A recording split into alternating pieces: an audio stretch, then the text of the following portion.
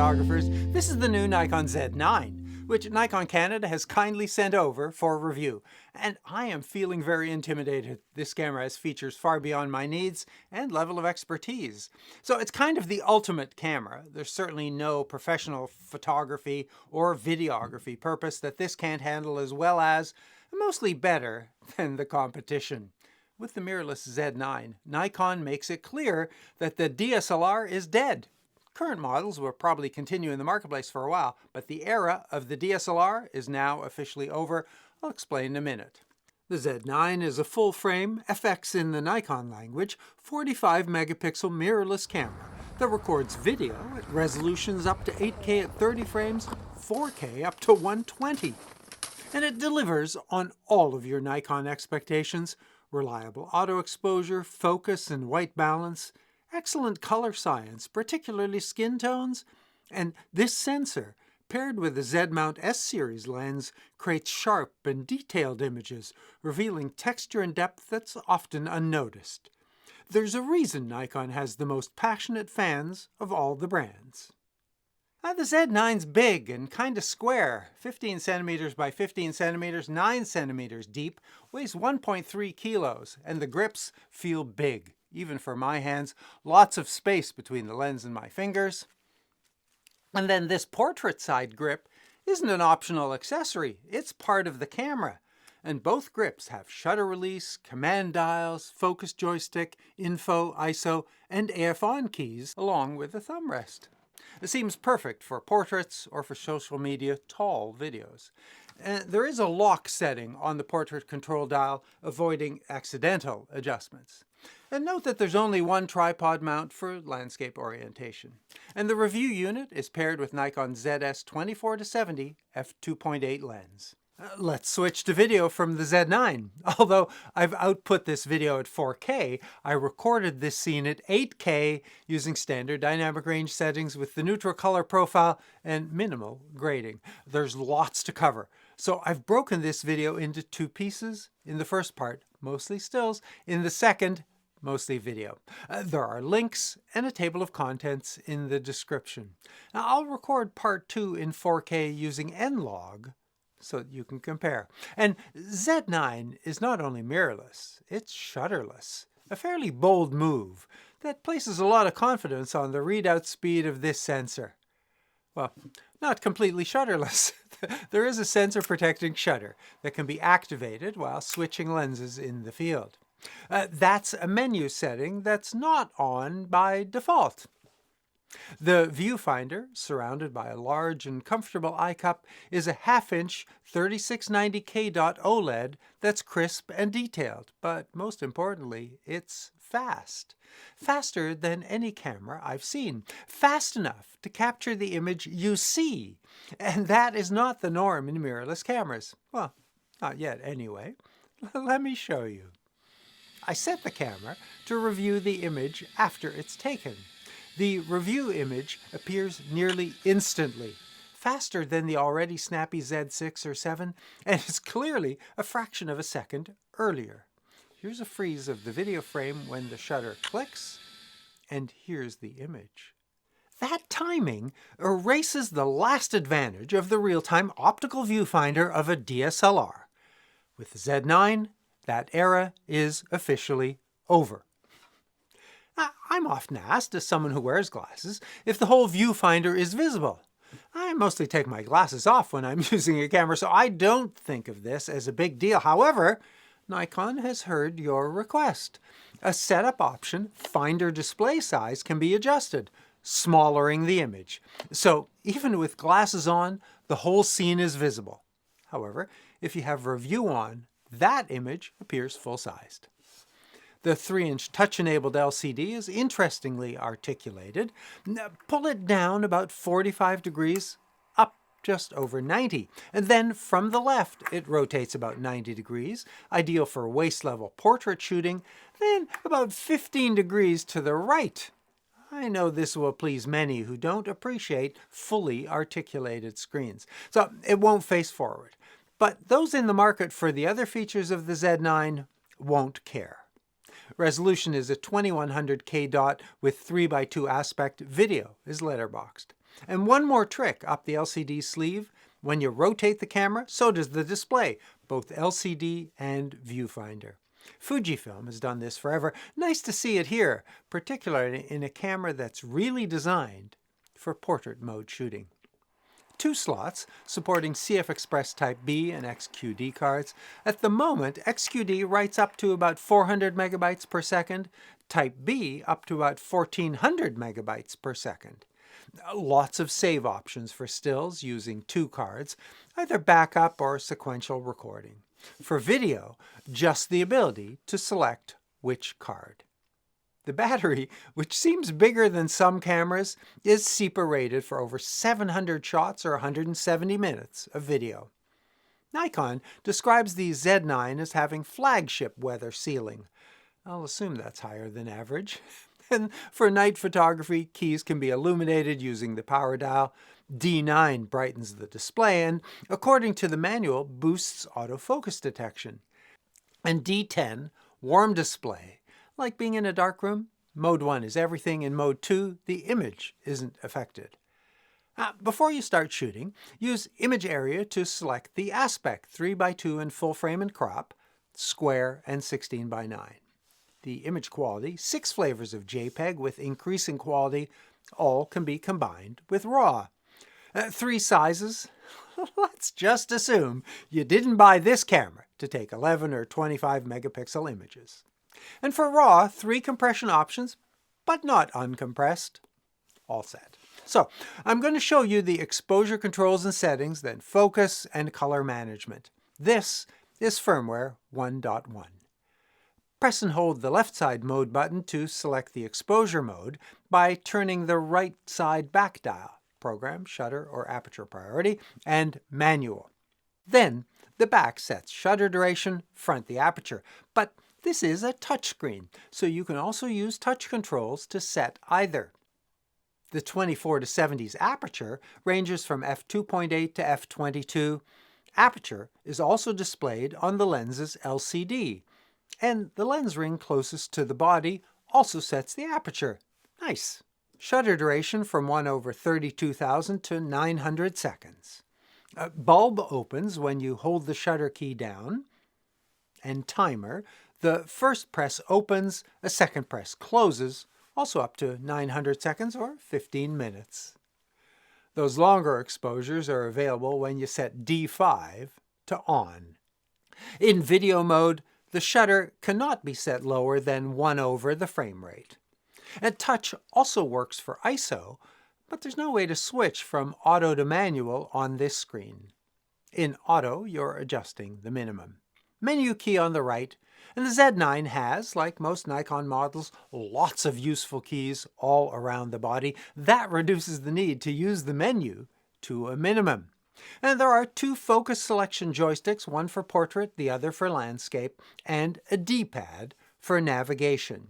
And this menu is familiar to Nikon photographers, and the new features are nicely integrated.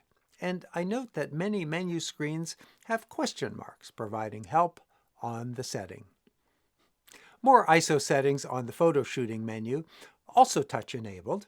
I'm liking these new indicators for on-off, very touch-friendly. Some cameras now have settings to prefer faster shutter speeds or lower ISOs for auto ISO. Not here. The ISO key is just behind the shutter, next to the exposure compensation key. I wish one of these had a dimple. Hold and turn auto ISO on and off using the front dial, then use the back dial to adjust. ISO range from 64, although there are low settings down another stop, then up to 25,600, again with high settings up another 2 stops. These candlelit tulips, vivid color profile, warm white balance, even the highest ISOs don't look too bad at 4K, the 8 megapixel resolution of this video, although the leaves are starting to look a little mushy at the extended settings. When we zoom in to an 8 megapixel area, the detail in the reflection starts to deteriorate as ISO increases, but doesn't get blocky until 25,600. Even at the highest, color purity is retained with no odd color casts. For small size images on the web, could be usable. In video mode, the low ISOs are not available, the high are. I'll show you what that looks like in part 2. Tap I to activate touch for the info panel options to select the meter mode. Matrix, center weighted, spot, and highlight. Spot isn't available in video, highlight is. And with manual aperture, shutter, and ISO, there's a meter display on the right for guidance. But there's no meter display in video mode. Press DIS for histogram, available in the display rotation. D17 and 18 control the screens available for stills. By default, the histogram appears only on option 3 for the LCD and the viewfinder. Press right to add it as an option to the other screens. G12 and 13 control the displays for video, where the histogram doesn't appear by default, but you can add the histogram to any of these as well. Now, there's no highlight display in stills mode while composing, but it is available in review. Zebra Exposure Assist is only available in video mode, and good options here. Highlights or midtones. Highlight threshold setting, 255 is overexposed. Midtone has value and range setting, although I'd prefer to have this in IRE waveform units, but that's probably not as useful with HDR projects. I don't know what the target values for skin tones would be here, so please comment if you do. To manage high contrast scenes, the Active D lighting has 7 options. Here's a sample image: off, auto, normal, high, and extra high too. If you're not sure which is best for an image, there's an ADL bracket up to 5 shots. Active D is available in video mode, but without auto or extra high too. And if that doesn't provide the stills results you want, HDR mode, which combines multiple exposures, is also available, but not for video. The strength here is auto, low, normal, high, and extra high. To create your own HDR, exposure bracketing saves up to 9 frames with a 1-stop increment, 5 frames with 2 or 3 stops. Now, let's see if we can find the elephant in this room. Because the danger of an electronic shutter is the stills equivalent of rolling shutter, where moving objects change position while the shot is taken, bending the subject. Now, I panned across my chart as quickly as I could. 1/1000 shutter, 30 frames per second. There is no bending. I didn't find the elephant. Focus settings are familiar, with a few new faces. Press and hold the left side focus key. The indicators turn yellow. Turn the back dial to select mode, front for the area, or use the I menu. In addition to manual, auto single, and continuous modes. One more for video, full-time auto. Continuous works while AF on or shutter keys are pressed. I said familiar, but across all settings, functionality is improved. In single, 5 areas, reducing in size from the right. Auto area detects the subject and sets the area. Wide area large, this size, and small, this size. Both are moved using the joysticks. Press OK to recenter. Now, I prefer pressing the joystick to center. So in key assignments, F2, custom shooting controls, it's called sub-selector center, the reset option. That's also a quick preview of the amazing key assignment flexibility that's available. Single, an even smaller area, 493 points, that's according to the brochure. I didn't count. The non-focusable margin area is very small, and the smaller and slightly slower pinpoint, also moved using the joystick, is available for stills in single autofocus. Z9 also has a selection of focus subject detection options. They're available in wide area, tracking, and auto area modes. People, animals, vehicles, and auto, which combines all 3. It's not just for cars.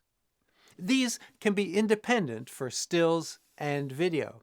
So it's quite interesting to watch the Z9 detect and follow subjects.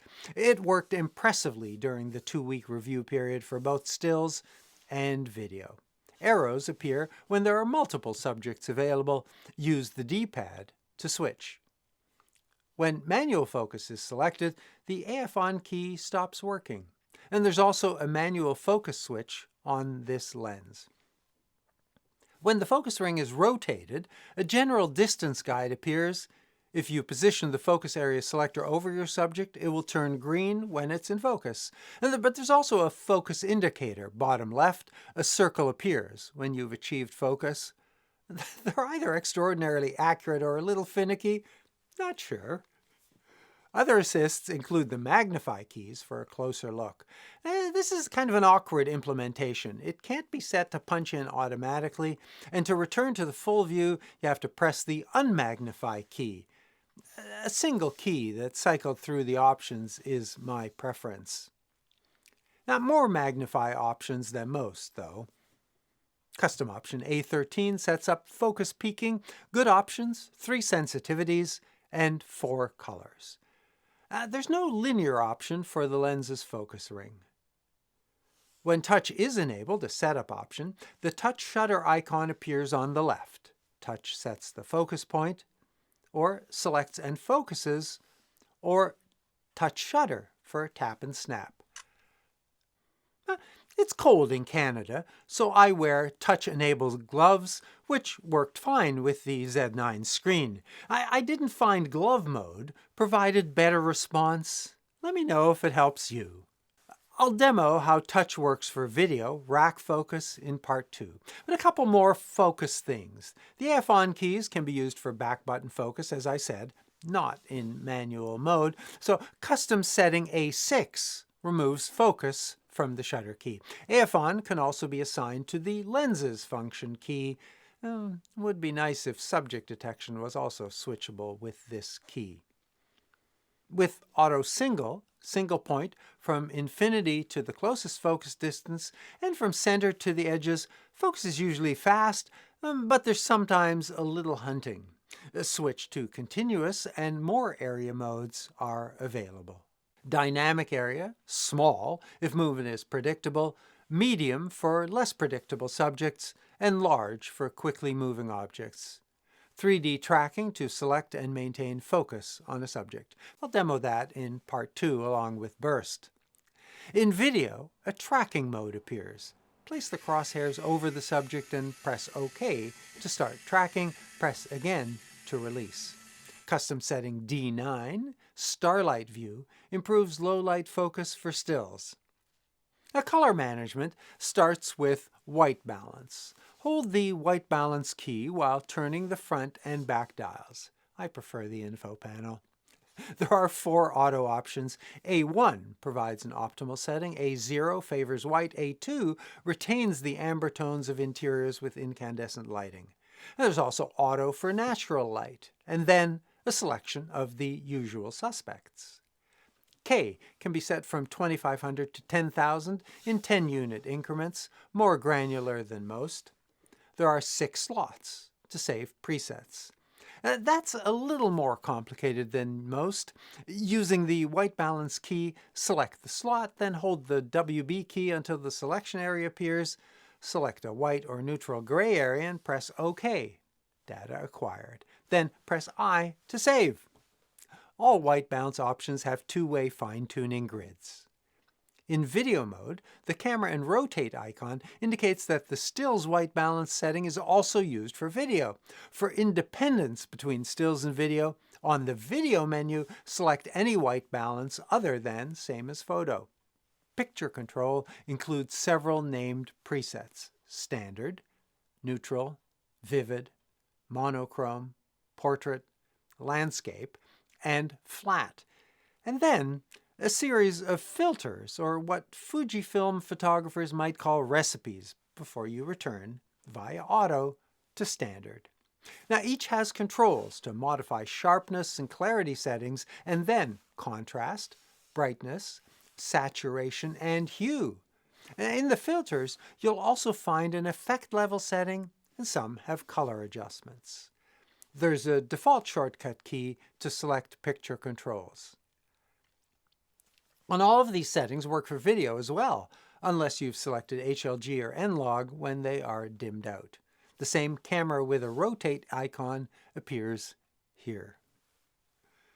Now, once you have the camera styled and configured, retain those settings or save those settings to recall them later. Your current settings are always saved, although there's no explicit save option in the current memory bank, and they can be copied to a second bank. So I have my base still settings in bank A and have backed them up to bank C. For video settings, I use bank B back to bank D. And turn on extended, as that saves the shooting mode as well as aperture and shutter settings. Custom names are available. And I do find this feature to be less useful and flexible than the competition's custom settings. Maybe it's just a learning curve for me. I'll continue my review in part 2, which deals with burst modes, including tracking autofocus, and also video, including N-Log. See you there.